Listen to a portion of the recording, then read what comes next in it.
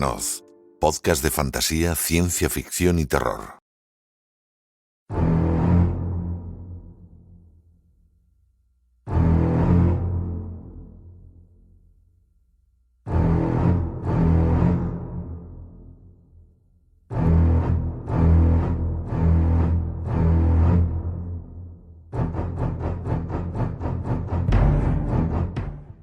Y entramos en el tiempo de tertulia y hoy vamos a hablar de una película, de una saga y también de un libro que la mayoría conoceréis.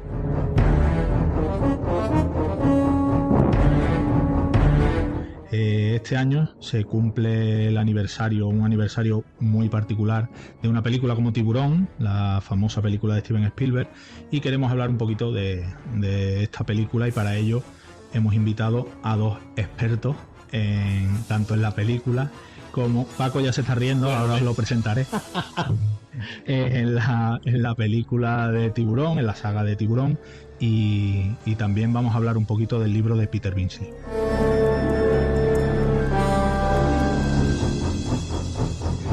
Está con nosotros un colaborador habitual, Marco Rafael Cañas. Marco, ¿cómo estás? Muy buena, Ismael. Pues muy contento de estar aquí con vosotros para hablar de una peli que está de aniversario y que ya podemos adelantar que cambió muchas de las reglas del cine, sobre todo a nivel comercial. Sí, sí, ahora vamos a hablar de ello porque la verdad es que es una película que no solo cambió, como dices, esas reglas, sino que también tiene muchísimas curiosidades durante el rodaje, durante su producción. Ahora vamos a hablar de todo ello. Está también con nosotros, ¿cómo te llamas tú, chaval? Paco. No, no, preséntate, preséntate. Hola, yo soy Paco. Bueno, Ismael me quiere presentar como Javier Marco, que es mi nombre de escritor. Correcto, es Escritor escritor, con único éxito. escritor de terror, de novelas de terror, y bueno, también le encanta Tiburón y por eso le hemos invitado. Hay que decir que los oyentes lo notarán, que es la primera vez, yo creo que es la primera vez desde que empezamos este programa en el que estamos dos personas en el mismo lugar físico grabando. Yo creo que eso se va a notar, se nota Y porque recién comido. recién comido. Hemos Porque comido muy bien. Gracias a mí. porque eh, Marcos está en Córdoba, como siempre, y nosotros estamos en Sevilla. Y bueno, vamos a empezar porque la verdad es que yo creo, Marcos, que hay mucho que contar de esta película. No sé si quieres empezar por su estreno en 1975, aquello que ocurrió en aquel momento. No sé por dónde quieres empezar, Marcos. Me parece que es la mejor elección, Ismael, porque Tiburón, aunque luego tiene muchos méritos como peli de terror, como la que inicia el fenómeno de la charploitation, es sobre todo como el primer concepto de taquillazo que llega hasta nuestros días, es decir, una nueva manera de defender la película que sacas y tratar de sacar una rentabilidad bestial. Hay que decir que se invirtieron 2 millones de dólares de publicidad en este proyecto, que luego se amortizaron holgadamente. Y que todo arrancó en marzo de 1975 en una sala de proyección de Dallas, que era como un pase previo. Iban Spielberg, a aquel entonces ya hablaremos de él, todavía no es el Spielberg que hoy conocemos, es decir, que tenemos que hacer una idea de que es un recién llegado a la industria, con el que hay varias dudas. David Brown y Richard D. Sanu, descendientes de un linaje mítico de Hollywood, de grandes inversores y mecenas del cine, y digamos que quieren ver las reacciones de a ver cómo ha salido este experimento, ¿no? Y es una anécdota un poquito escatológica, pero muy significativa. Cuando cierto chico tiene un problema con su colchón inflable y llega el escualo, uno de los espectadores se fijó en Spielberg que fue al cuarto de baño, claramente con ganas de regurgitar, y tuvo como miedo de que la peli hubiera sido demasiado desagradable o que no fuera a gustar, pero que de inmediato el chico volvió y siguió viendo la película. Es decir, ella se convenció de que tenían los dos símbolos del éxito, ¿no? Es decir, una película muy impactante que la gente iba a tener que apartar la mirada, pero que luego iba a querer volver a colocarla. Es decir, que yo creo que lo que pasó en Dallas es lo que luego iría sucediendo en la otra sala de proyección de Estados Unidos y surgiría una película que podemos considerar, yo creo, sin temor a exagerar, mítica. Sí, de hecho, bueno, ya lo hablaremos también, pero Spielberg en un momento determinado, con los problemas que tuvo con esta película y con todas las dudas que le transmitía, llegó a pensar que su carrera, que como bien dices, todavía no había despegado, que su carrera prácticamente iba a terminar con esta película, que iba a ser un desastre y que iba a quedar todo ahí, ¿verdad? Cumplido 100 años cuando terminó el rodaje. O sea, el nivel de estrés tuvo que ser increíble. Bueno, os quería preguntar a ambos, para empezar, ¿cuándo visteis Tiburón por primera vez y qué sentisteis cuando lo viste? Y Paco, empieza tú. Yo lo recuerdo perfectamente y además es curioso porque con esa edad yo la vi con 4 años. Uf, En aquella época los padres llevaban a los niños a películas tan terroríficas como esta y ahí no había, ahí entrabas para adentro. Y es que encima de esa edad yo tengo pocos recuerdos el día que entré los salesianos y el día que vi Tiburón, que me pareció... te marcó. baf, yo he tenido pesadillas durante años con tiburones desde esa película. Me acuerdo que la vi en el Teatro Falla cuando era cine. Y me acuerdo la reacción de la gente, pasar media película con los ojos tapados, de pronto escuchar esa música y tener que abrirlo y volver a taparlo, aterrorizado, vaya. ¿Y, y te dejó secuela a la hora de bañarte en la playa y cosas así, como tanta gente? Bueno, claro, mis padres tenían una piscina en Chiclana y yo en la piscina no me bañaba de noche, porque metía la cabeza debajo del agua y escuchaba tun, tun, tun, tun, tun, tun, tun, y decía, coño, la saco. Marco, ¿tú qué recuerdas de tu primer visionado de Tiburón? Yo la vi también muy joven, pero creo que Paco me gana. Con 4 años es para nota. Tuvo que ser un impacto. Y también, además, por lo que él dice, él tuvo la suerte de verla en pantalla grande. Yo la vi en la tele y me he identificado con una cosa que dice él y es totalmente cierta. Me imagino que sería la época que estaría yo acabando primaria y a lo mejor ya para pasar a la secundaria, de estas veces que la repitieron y lo que se te queda clavado es la música. O sea, por encima de todo, de que la peli me dio mucho miedo, de que me Sí. resultó muy atractiva, lo que no te abandona es la música. O sea, además para quedarse de estas melodías inolvidables. Y sí, sí, Ya producía hablaremos, pesadilla y producía miedo, ¿eh? ya hablaremos de esa melodía en dos notas de John Williams que al principio pensaban que era una broma y fíjate la broma donde ha llegado, ¿verdad? Increíble. Pues hay que decir que esta película, Tiburón, está basada en un libro que quiero recordar que se publicó un año antes, poco antes de la película. Se publica cuando Spielberg ya tiene el encargo. Ajá, Y es un éxito y es cuando le dicen esto hay que acelerarlo, en sí. 2 meses empezáis a rodar, que no tienen ni guión, ¿Sabéis, ni al tiburón, ni nada. Ujú. por curiosidad, cuánto le costó a los productores comprar los derechos de la novela, como bien dice Paco, antes de publicarla? No, No.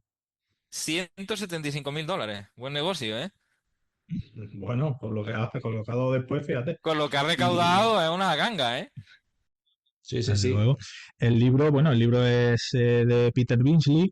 Hay que decir que se ha vuelto a editar recientemente con motivo de este aniversario.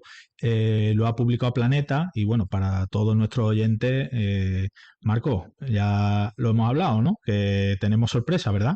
Hoy hay una sorpresa muy jugosa y vaya pedazo de regalo, ¿eh? No quiero hacer spoiler, pero telita. Bueno, no, no, da igual, si ya lo voy a Ah, contar. ya lo vamos a Vale, decir. vale. Sí, entre todos nuestros oyentes, nuestros mecenas, pues vamos a sortear un ejemplar del título de Peter Benchley, de Tiburón, cortesía de la editorial Planeta.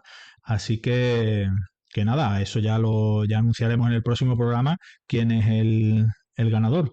Marco, ¿cómo empezamos? ¿Cómo vamos a continuación? ¿El rodaje o sobre qué te interesa hablar? Porque es que hay muchas cosas. Podemos comenzar y sobre todo lo que creo que nos gustaría a los tres, para las personas que vayan a escuchar este podcast, es que hoy en día Spielberg es un apellido que no necesita presentación en la industria de Hollywood. Pero hay que ponerse en ese año del 75, donde él tiene un mar de dudas, pero es que el resto del mundo también las tiene alrededor de él. Hay que decir que no estamos hablando de un recién llegado. Había hecho un telefilm, El Diablo sobre Ruedas, en 1971, que para los costes de producción que tenía y los recursos de los que disponía fue un bautismo de fuego muy notable. Luego había tenido en el 74, Loca Evasión, que es uno de estos casos un poquito raros. Fue una película que arrasó en crítica y fracasó en taquilla. Y digamos que esta puede ser un poquito como su punto de inflexión, para saber si Spielberg iba hacia arriba o se quedaba un poco estancado. Y él mismo tuvo hasta última hora grandes reticencias y estuvo a punto de abandonar el rodaje de una película que además se basa en una novela muy particular. O sea, Ismael, tú imagino que Paco, tú la habréis leído, ¿no? La novela de Sí, Peter Ujú. Binley.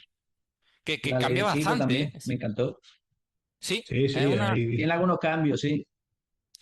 Además, significativo sobre todo la relación personal de los personajes, pero hay que decir que la novela, que es fantástica, como ya han dicho, no es tan fácil de adaptar. Es decir, llevarla a un lenguaje cinematográfico, el tipo de descripciones que hace y el pánico a la criatura no resultaba sencillo. Es decir, que la reticencia, esas sospechas de que no iba a salir bien el proyecto, estuvieron hasta última hora.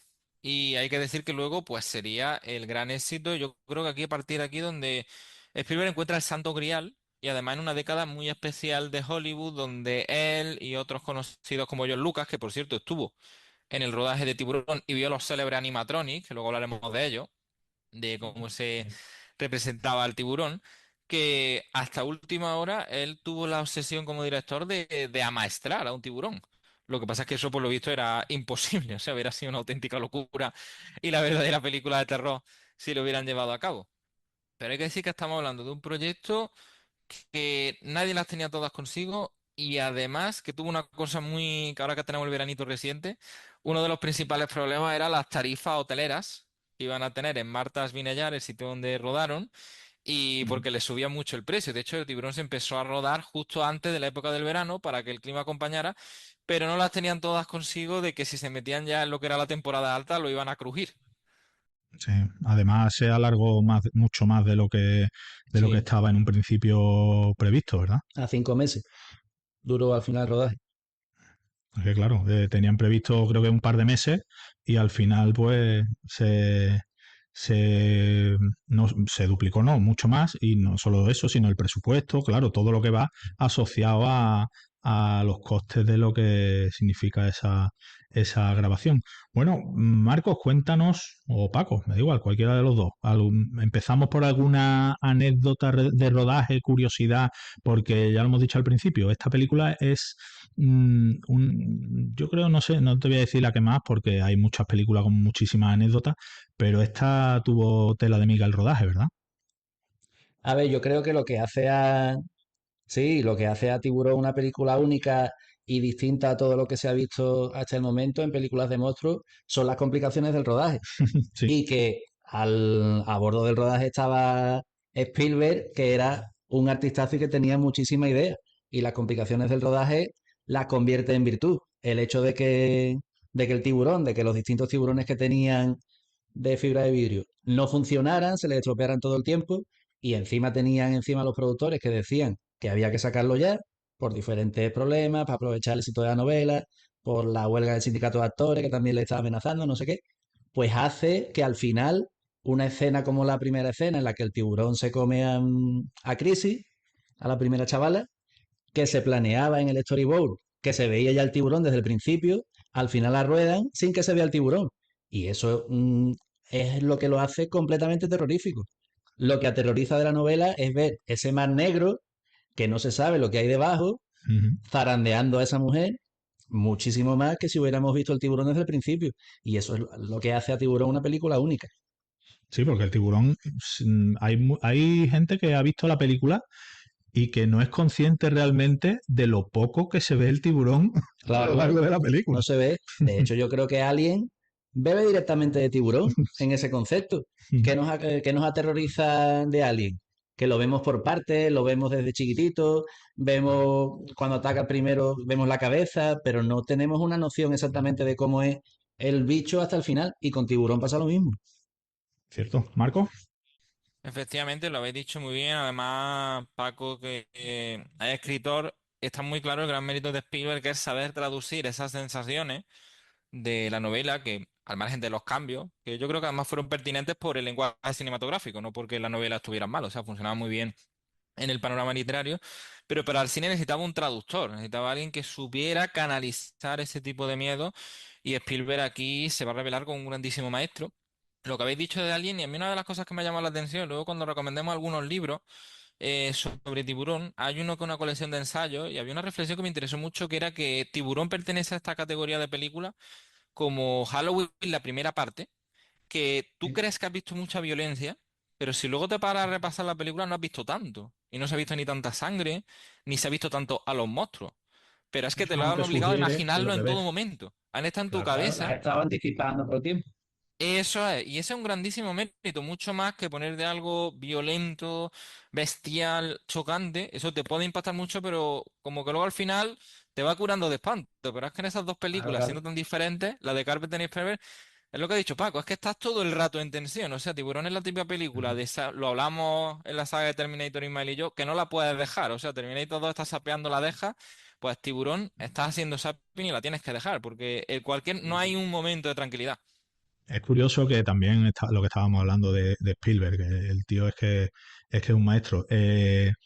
Recopilando así información, curiosidades de la película y demás, leí precisamente que en la primera escena, la de Crisis, una de las cosas que la hace también tan realista es que al parecer la ataron con cuerdas y empezaron a tirar de ella en direcciones opuestas para simular la fuerza del tiburón y que nadie la avisó exactamente de cómo la iban a mover y entonces esos gritos son de verdad, ella no sabía lo que iban a hacer con ella y claro, eso le da un realismo que de otra forma cuando está todo coreografiado y todo pensado y ensayado, pues lo pierde, ¿no?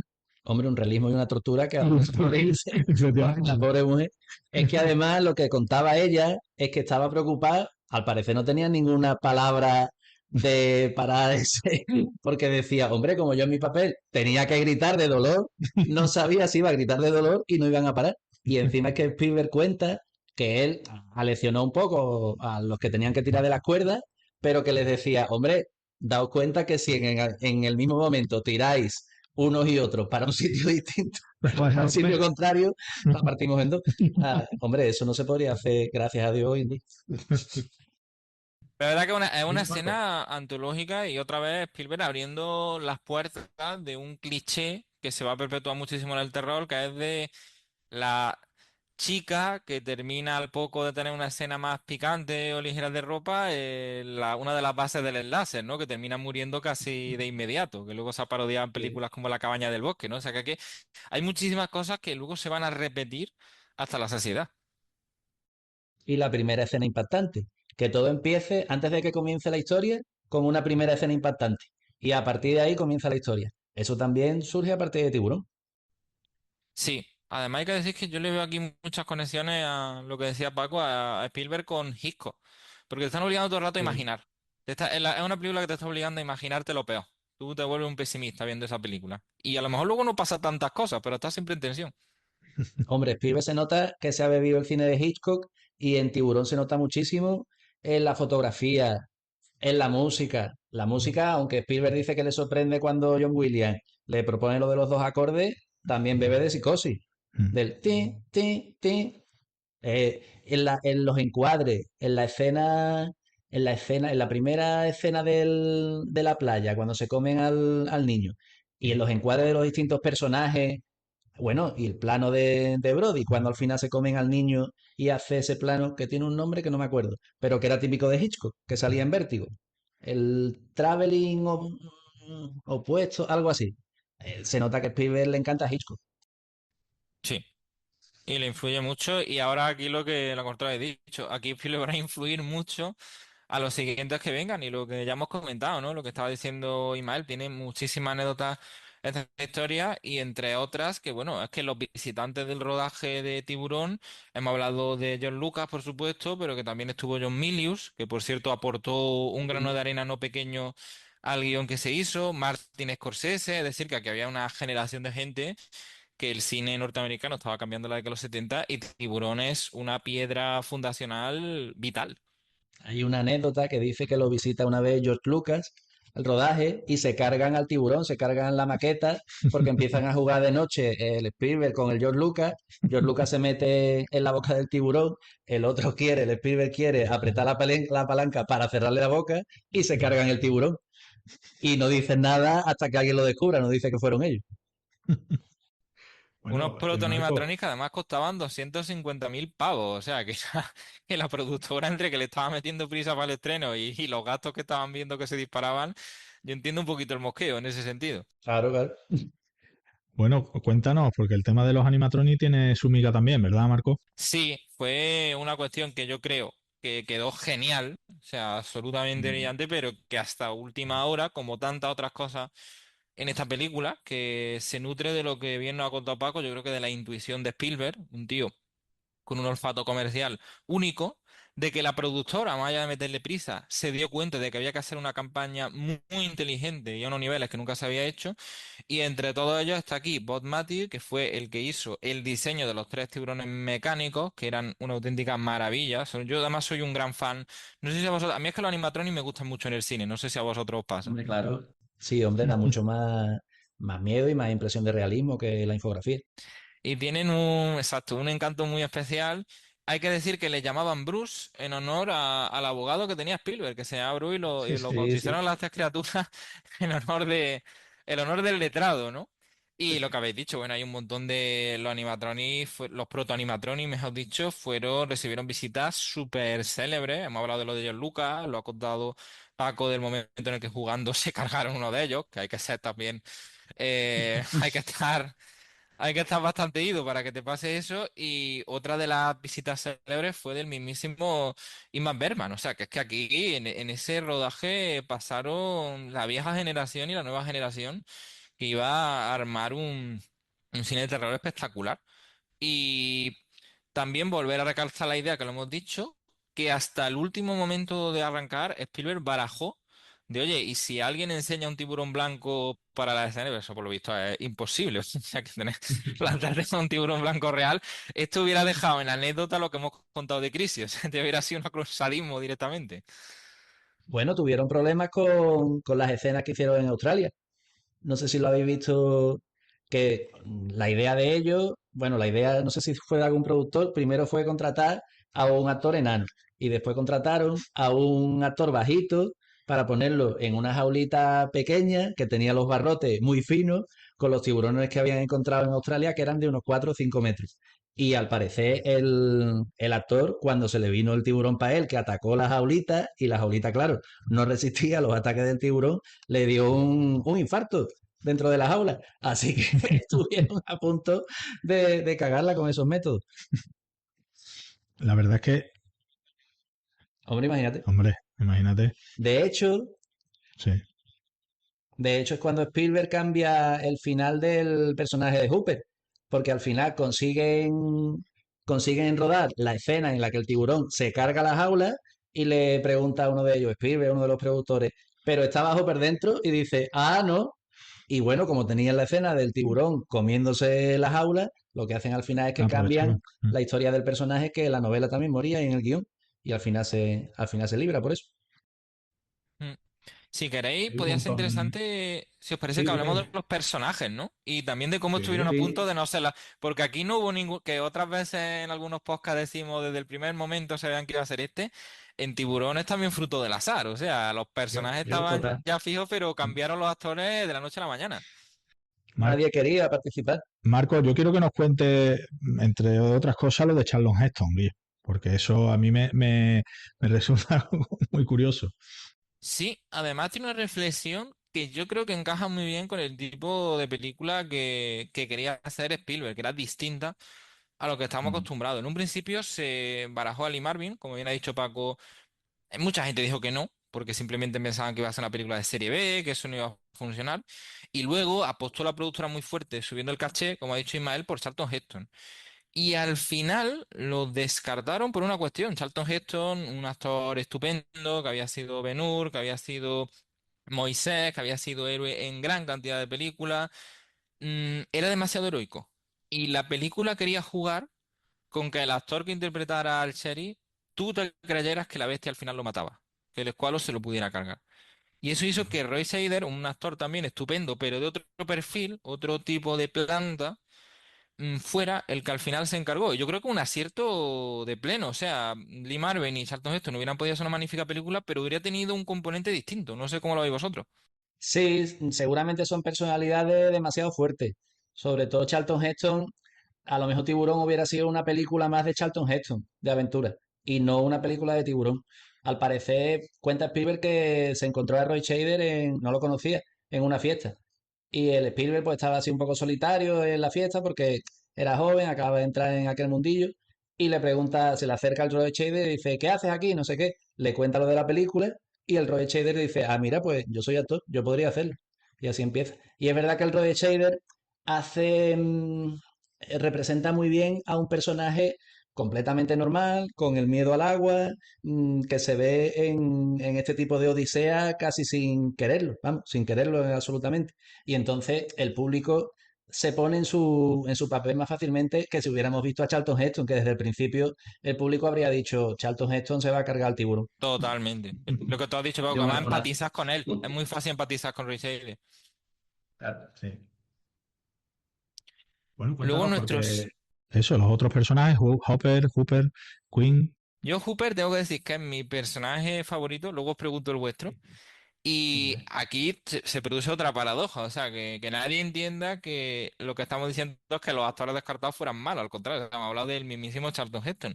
Aquí hubo varios nombres, sobre todo Timothy Bottoms y en particular un actor que a mí me encanta, pero que tampoco creo que hubiera terminado de encajar por lo que antes vosotros estabais comentando, porque hubiera llevado la película a su terreno, porque tienen tanto magnetismo, tienen un aire de estrella que en algunas películas es imprescindible y en otras no hace tanta falta que hubiera sido Jeff Bridges. Jeff Bridges es un actor que a mí me parece extraordinario, pero creo sí, que hubiera total. hecho un escenógrafo distinto, más galán incluso, y en cambio Richard Dreyfuss, que directamente cogió el trabajo porque no tenía en ese momento, porque no le estaba llegando No ningún quería, no papel, quería. Lo rechazó no muchas quería y veces. además llamaba a la película del pescado, con un desprecio y hasta última hora la llamaba estamos haciendo la película del pescado.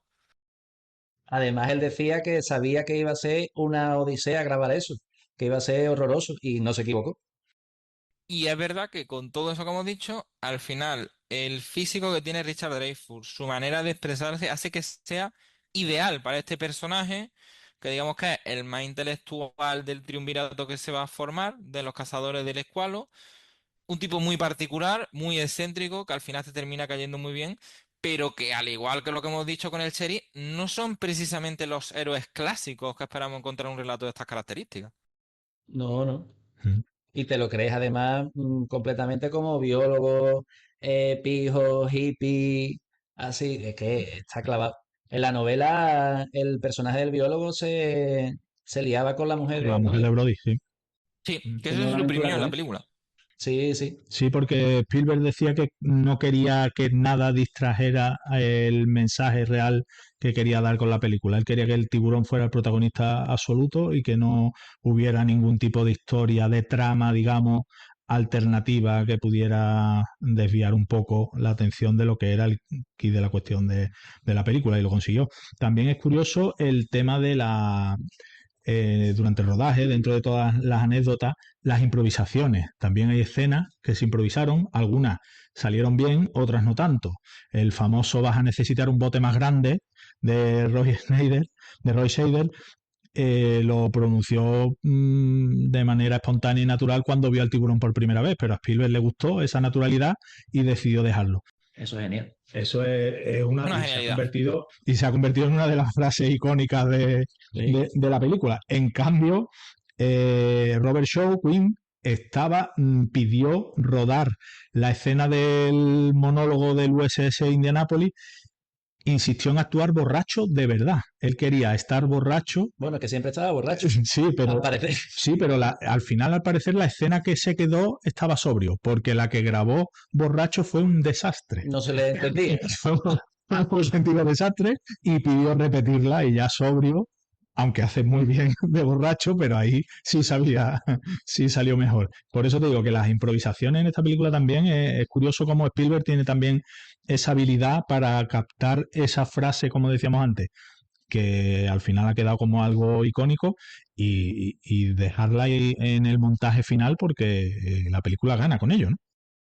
Gana muchísimo y además aprovecho que Ismael no la deja votando porque este sería nuestro tercer integrante del triunvirato, que Sí. sería King, el pescador. Tengo que decir que además Roberto, que venía de una de sus mejores interpretaciones en El Golpe, que estaba muy reciente, con Paul Newman y con Robert Redford, vino Sí. con Ujú. muchos problemas legales con Hacienda, que de hecho, irónicamente, era lo que había permitido que le ofrecieran el papel, porque en un principio iba a ser para Sterling Hayden, que por el mismo motivo Hacienda le impidió que rodase la película. Show sí lo pudo hacer, pero no podía estar más de 36 días en agua americana, lo cual hacía que sus escenas tuvieran que estar muy medidas, y lo que nos contaba Ismael, que estuvieran muy pensadas para amortizarle lo Ujú. máximo posible.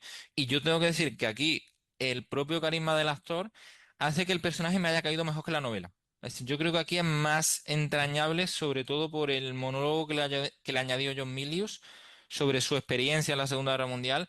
Hace que sea Ujú. más fácil querer a este cazador de tiburones que en el texto literario. Para mí es mi personaje favorito. Me parece que Robert Shaw hace un papelón, que es un actorazo, que los tres están muy bien, pero Quinn, el pescador, tiene una personalidad, un atractivo que es mi personaje favorito con diferencia. Y además es de los tres el único que muere. Al final es el único que En la muere, pero película. el pobre. Y además es como, Dice, no sé cómo lo veis vosotros, pero son como tres almas que, si no es por el escualo, en su vida tendrían una conversación, porque no pueden ser más Sí, diferentes. O sea, compartiría el son mismo tres tíos espacio. que sí, solamente sí, esa sí, amenaza los puede totalmente unir. distinto. Sí, sí. Sí, sí, totalmente. Marcos, no nos has dicho quién es tu personaje favorito. Ya Paco nos lo ha dicho.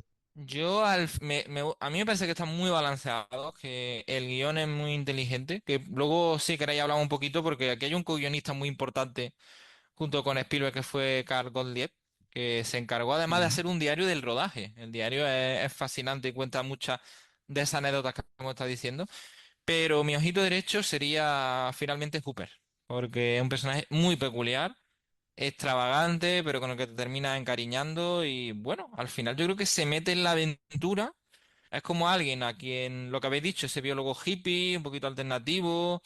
Te lo imaginas muy sumergido en su mundo de biología marina y termina enrolándose en una auténtica aventura. Así que, gustándome mucho a los tres, el Cherry, el pescador y el oceanógrafo, me quedo finalmente con Hooper.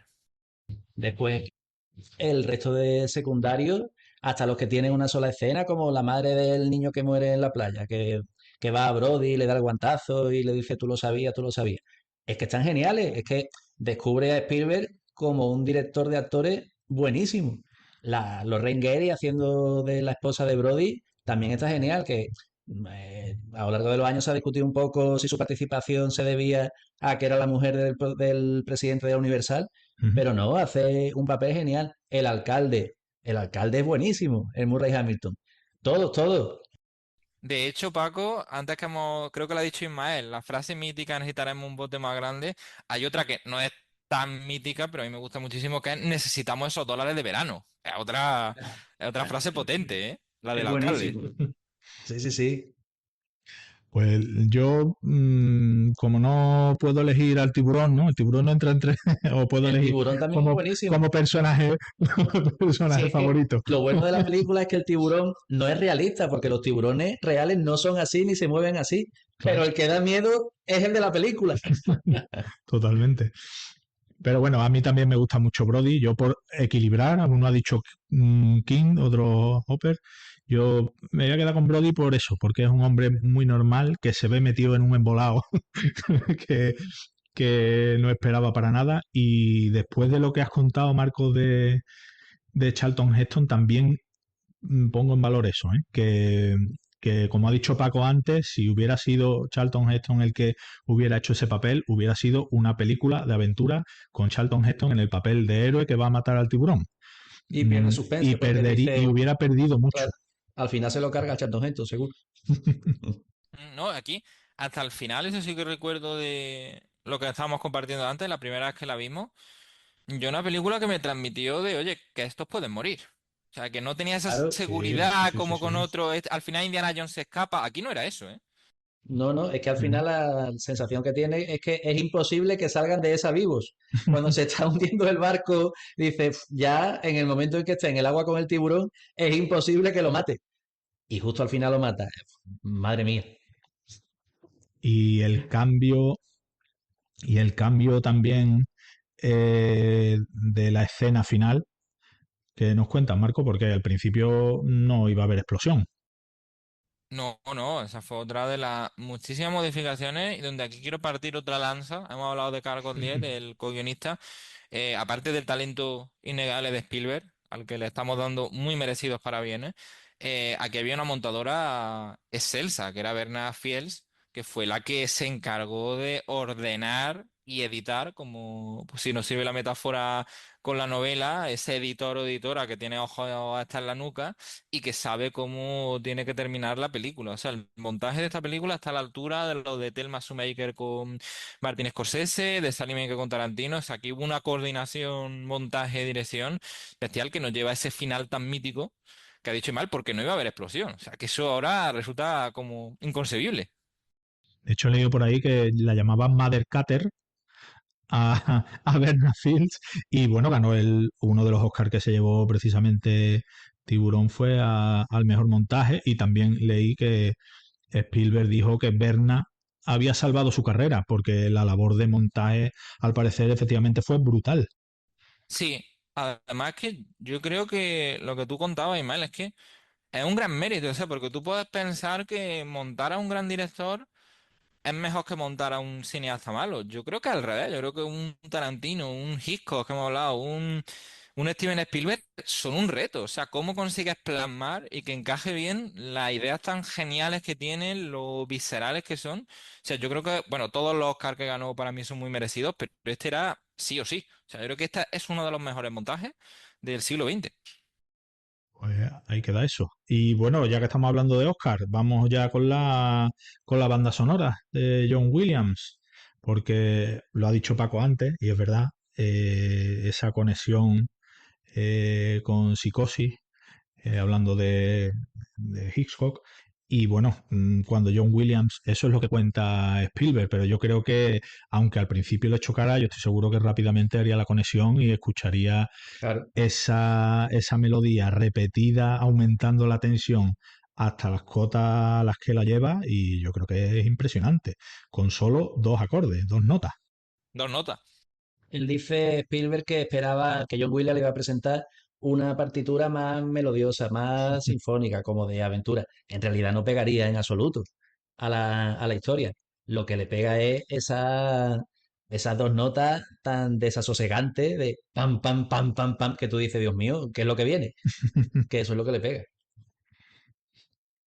Se llevó el Oscar también John Williams. Claro, sí es que. Sí, se llevó tres Oscar, banda sonora, montaje y sonido, ¿no, Marco?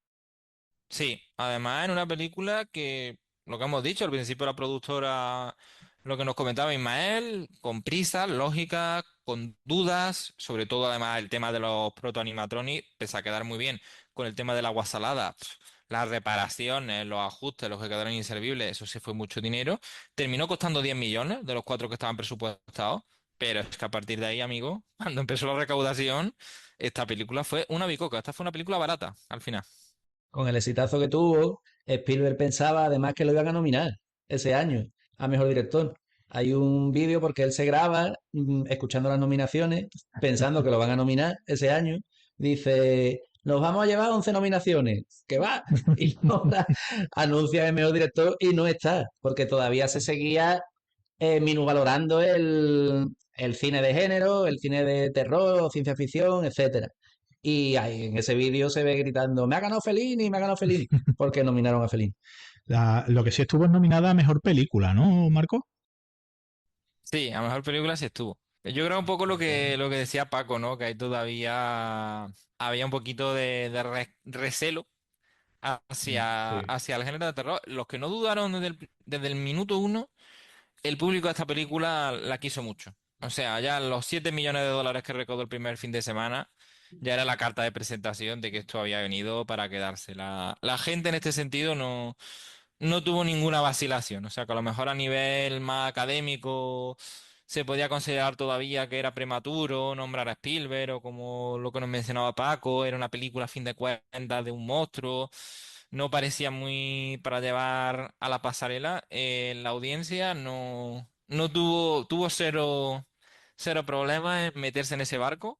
con nuestros tres aventureros y disfrutar de un fenómeno que además, una cosa muy llamativa es que aunque la película estaba funcionando muy bien en taquilla, la productora se dio cuenta de que tenía que hacer una distribución buena, pero sobre todo a nivel de Estados Unidos, que no se pudiera ver en todas las salas de cine y que hubiera unos pases limitados para que el boca a boca corriera y fuera una experiencia ir a ver Tiburón. Es decir, ellos hicieron un mapa de las salas que había, de los multicines, intentaron evitar localidades para que tuvieran que viajar a la ciudad más cercana. Fue como un operativo logístico de una campaña militar, o sea, lo midieron muy bien y es verdad que con el boca a boca, lo mucho que estaba recaudando, es que ver Tiburón en pantalla grande era una experiencia para el público estadounidense. Sí, sí. Marcos, ¿cuánto recaudó en su momento Tiburón? Yo creo que superó los 100 millones fácilmente.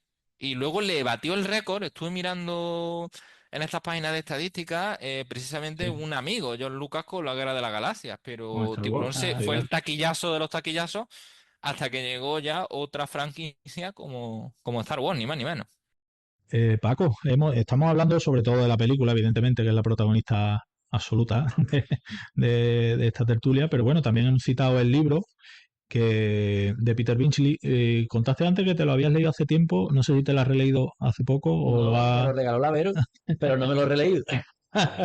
Me lo leí de chico, puede que fuera el segundo o tercer libro que yo leyera entero cuando era chico.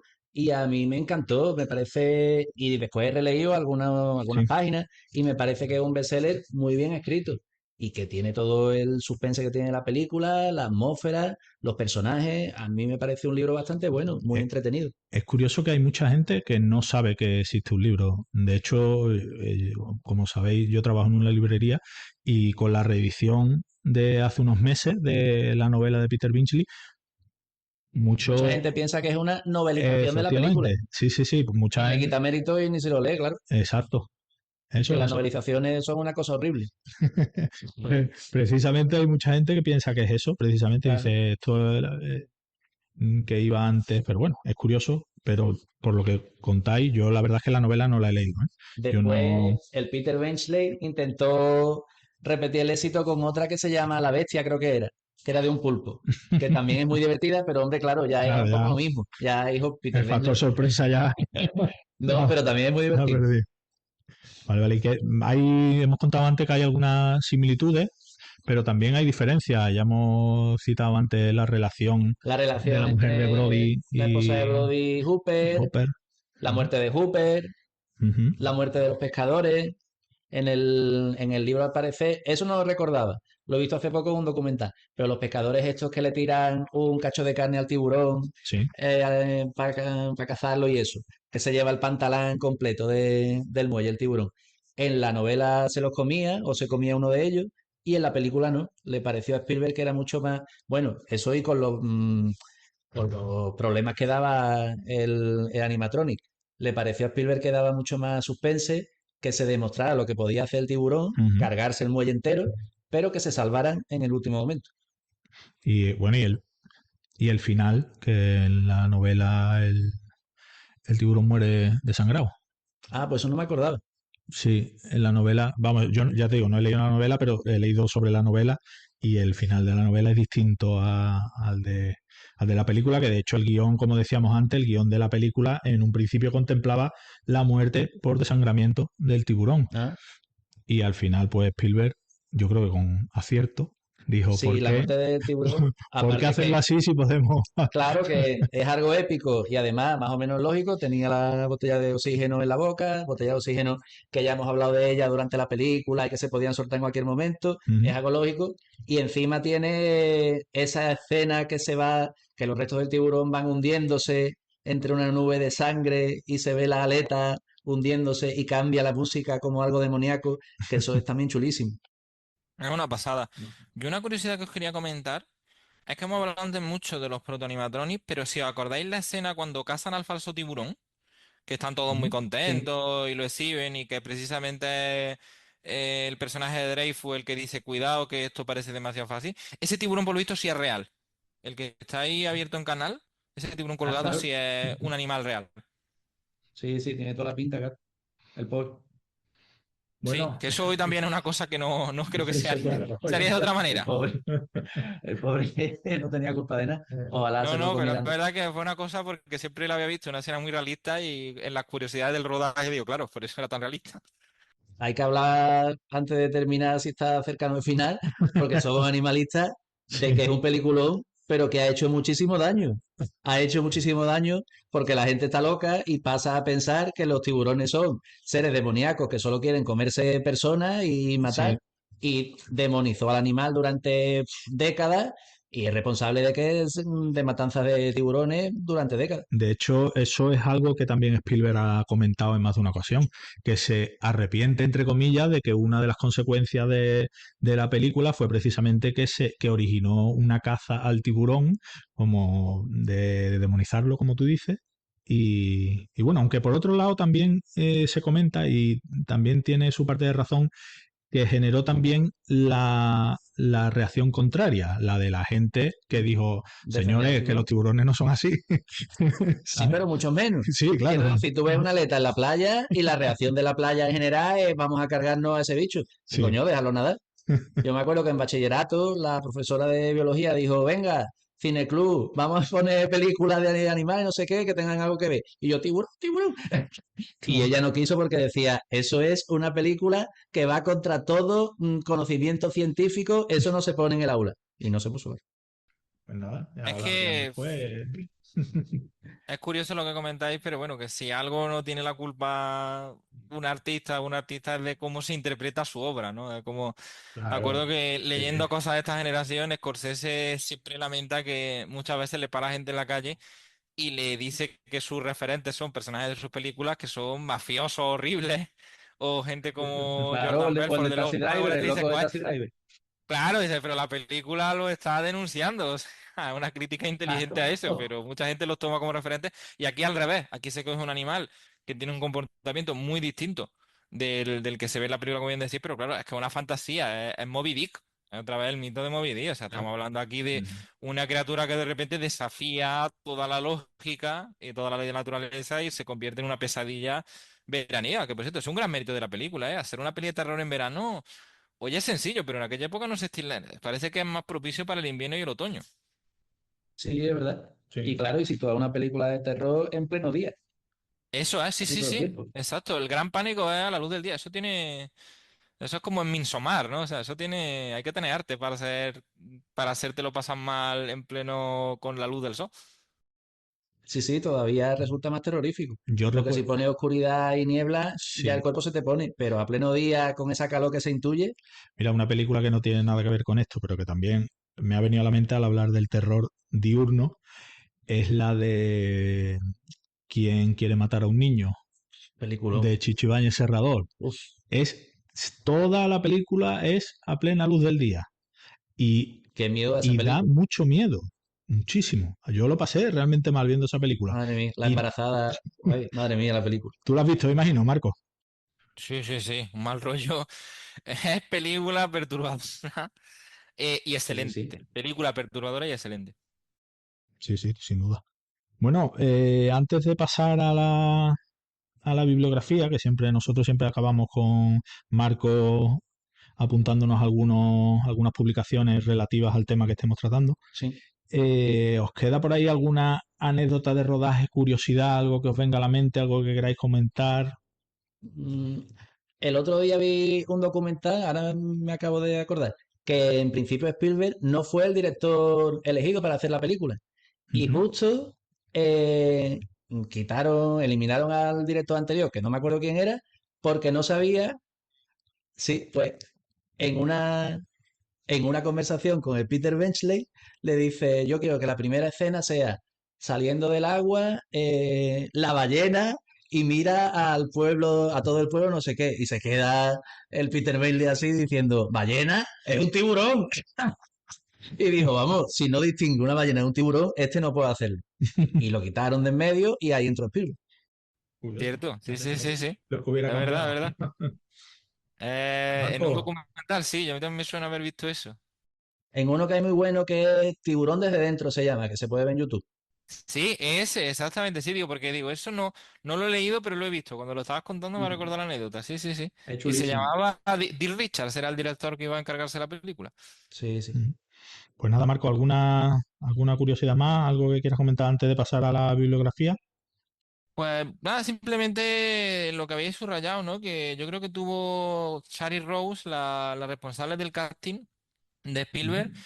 hicieron un trabajo fantástico porque muchos de los pequeños papelitos, de los secundarios, de las secundarias, de las extras, eran gente de allí, que también así se ahorraban costes. Y sobre todo, si acordáis, la secretaria de Brody, por lo visto se Sí, llamaba Peggy Scott y era una mujer de la localidad que no había actuado nunca, pero quedaba muy natural. A Spielberg le gustó, a la directora de casting le queda gustó y la genial. dieron. Y es muy resultona esa señora, ¿eh? O sea, que Sí, hay sí. hay un gran trabajo de dirección de actores. Al final, las películas míticas como esta no es solo un factor el que influye, evidentemente, son tantos y está todo tan bien puesto y y hay tantas buenas decisiones detrás, ¿verdad? Ay, Que Ismael, y lo que te iba a preguntar, que tú sabes más que nosotros de dime, eso. La más antigua que yo he encontrado en castellano es de Círculo de Lectores en el 74 de Tiburón. No sé si hubo alguna antes, pero yo la más antigua que he podido rastrear es esa. No sé si sabes si hubo una traducción anterior en España. ¿de qué año has dicho? Del 74. 74 de No Círculo de creo Lectores. porque se Claro, yo publicó es que A lo ese vemos, año. digo, tiene que claro. ser No creo. o la primera o de las primeras. Sí, sí, sí, imagino. Ten en cuenta que el círculo de lectores en aquella época publicaba muchas novelas inéditas. Entonces es posible que sea la que lo publicó por primera vez aquí. No sé el dato exacto, pero por la fecha que me dice, no creo yo que hubiera no creo yo que hubiera otra anterior. Pero bueno, es cuestión de investigar un poco.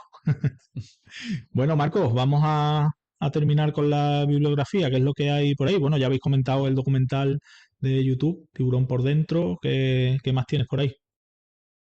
Pues tenemos de Cool Books, que siempre la hemos citado, también ha salido en los que hemos hecho de ciencia ficción, porque han hecho muchas cositas Sí. con el cine de ese tipo fantástico. También tienen cosas de terror, curiosamente muchas sobre Hitchcock, que Paco antes lo he mencionado muy acertadamente como una de las grandes influencias de Spielberg.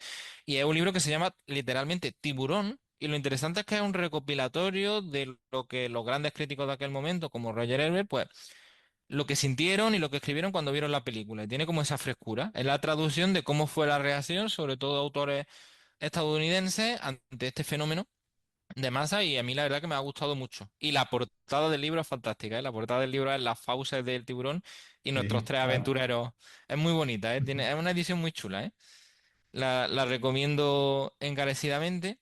Luego tenemos, que también ha salido en muchos de nuestros podcasts, de Notorio Ediciones, precisamente como nos Sí. contaba Ismael por el aniversario, pues varios autores como Kim Casas, Juan Manuel Corral y Juan Andrés Pedrero Santos, el libro del 50 aniversario, que también tiene unas fotografías muy chulas y cuenta pues esas anécdotas que Paco y Ismael nos han estado narrando, pues algunas de ellas las podéis encontrar allí y está francamente bien. Y habla de las secuelas de Tiburón. Ya por desgracia, ninguna de Spielberg, pero le dedica unos capítulos y bueno, para los que les guste mucho la película, quieran andar en la saga, yo tengo que decir que a mí, salvo la primera, la segunda medio que, pero yo creo que tenía que haberse quedado la saga en una sola. De hecho, no, cuando planteamos la tertulia, creo que recordar que lo hablamos, que bueno, nos íbamos a quedar con el aniversario, con el 50 aniversario de Tiburón, de la clásica, y las otras, bueno, están ahí, pero yo, Paco, ¿tú las has visto? ¿Te gusta alguna? ¿Quieres destacar algo?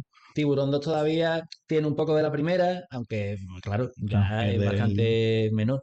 Y después, hombre, yo recuerdo con mucho cariño la que se estrenó en España como Tiburón 3, la italiana, la del Gran Escualo, que era completamente artificial todo, cómo salía ese tiburón del agua para arriba y para abajo, como si fuera un misil.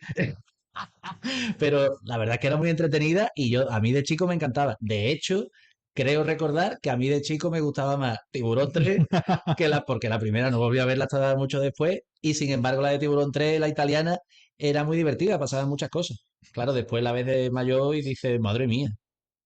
Marcos, ¿qué más hay por ahí de bibliografía?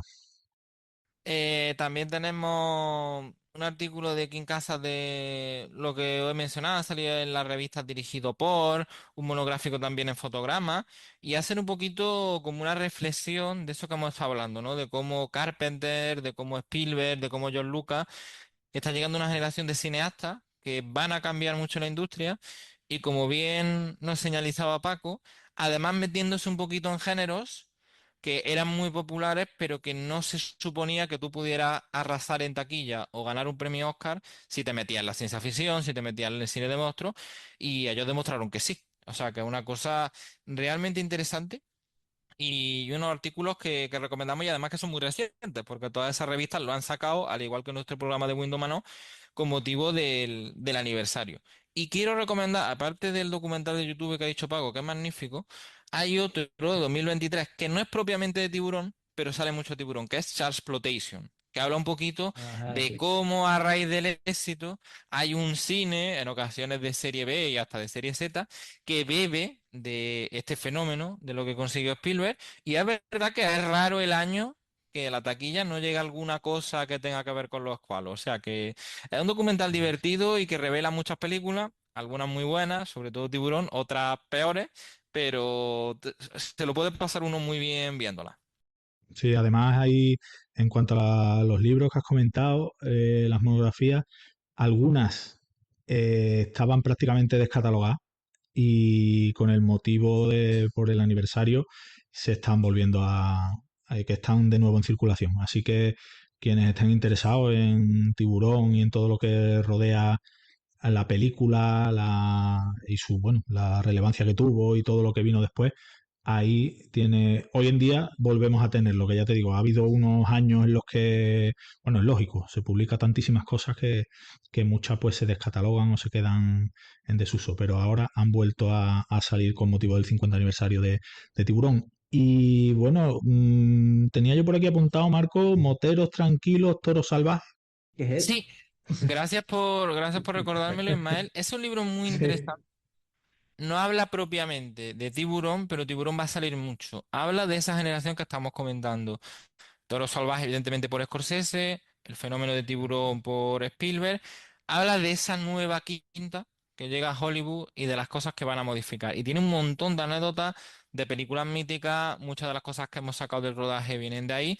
Es un libro muy chulo. No se lo recomiendo al que sea un fanático de Tiburón y haya escuchado este podcast y quiera saber más de la película. Lo va a encontrar en ese libro, pero es más coral. Este es para ver un poquito la época. Los otros que hemos dicho son Sí, más sí, sí. monografías especializadas. Perfecto. Pues nada, yo creo que dentro de lo que cabe hemos hecho un repasillo. Además, yo creo que ha sido hasta divertido, fíjate. Claro. A mí me da que nos gusta a los tres la película, ¿eh? Sí, sí, eso está claro. Y es que, bueno, hay muchísima gente a la que le encanta esta película y bueno, Paco me contaba antes fuera de micro que ha vuelto a verla en el cine hace poco, que En el la... Cervantes, en el reestreno la vi. De hecho, se lo decía a Ismael, hubo una pandilla de gente que llegó, forofo de tiburón supongo, pero que no paraban de gritar. Y no nos dejaban ver la película al resto. Pero bueno, es verdad que la gente vive intensamente la película de tiburón, sí, yo también. La verdad es que fue, Qué marcó bueno. Yo nunca he tenido un la hito. suerte de verla en pantalla grande, ¿eh? La he visto remasterizada en 4K, en tele grande, en Blu-ray, pero no... Tiene que ser una experiencia verla en pantalla grande, ¿eh? En pantalla grande lo que tiene todavía la película y yo pensaba, porque hacía años también la pusieron, a lo mejor por el 40 aniversario y también la vi. Yo pensaba esta vez que no me iba a sorprender nada y decía, pues lo mismo me aburro porque a los 10 minutos es que ya sé todo lo que va a pasar. ¿Qué va? Lo que tiene la pantalla grande además es que te sientes sumergido en el agua y más te aterroriza porque dices, Dios mío, es que está aquí el tiburón. Y sin gafas 3D ni nada. Nada, nada. Genial. Pues La nada, que sí Marco. fue 3D, la de la tercera parte oficial, no la italiana. Sí, sí. Que vamos, no tiene mayor interés, pero bueno, sí fue La la del que... Y yo Benny prefiero... A mí que me den la original sin 3D, que lo paso peor, me da más miedo. Nos quedamos con la original. Pues nada, Marco, como siempre, ha sido un placer. Lo hemos pasado muy bien hablando de tiburón. Y como siempre, muchas gracias por tu tiempo, por preparar esta tertulia. Y vamos, no me equivoco si te digo que dentro de muy poquito vamos a estar otra vez grabando más cositas, ¿verdad? Por supuesto que sí. Además, ya sabéis que, hombre, cuando el trabajo es revisitar tiburón, charlar con gente como Paco, vamos, de trabajo poquito. O sea, esto lo haría yo por gusto. Así que no hay ningún problema. Igualmente. Encantadísimo de haber celebrado este aniversario. Y bueno, recordar a nuestros oyentes que vamos a sortear un ejemplar del tiburón de Peter Benchley, que eso que ya lo dijimos al principio y ahí queda. Paco, encantado. Muchas gracias por haber venido, por habernos dado este ratito, que nos hemos divertido mucho. Y yo creo que la gente que le gusta Tiburón, que son muchos, le va a seguir encantando y a lo mejor aprendió algo de alguna anécdota que hayamos contado algo, pero todavía, fíjate que habrá gente que no la haya visto. Igual le entran Hay ganas de mucha gente que verla, no la ha visto. igual le entran ganas de verla al escucharte. De las nuevas generaciones, y me maravillo. ¿Cómo no has visto Tiburón? Hay mucha gente que no la ha visto. Pues nada, aquí nosotros tres la recomendamos, pero vamos, sin dudarlo. Paco, muchas gracias. A Y bueno, vosotros, espero tenerte más veces por aquí. claro, cuando queráis, si me dais de comer. Pues Marco, muchas gracias, un abrazo y hasta pronto. Un abrazo. Un Va- abrazo, Marco.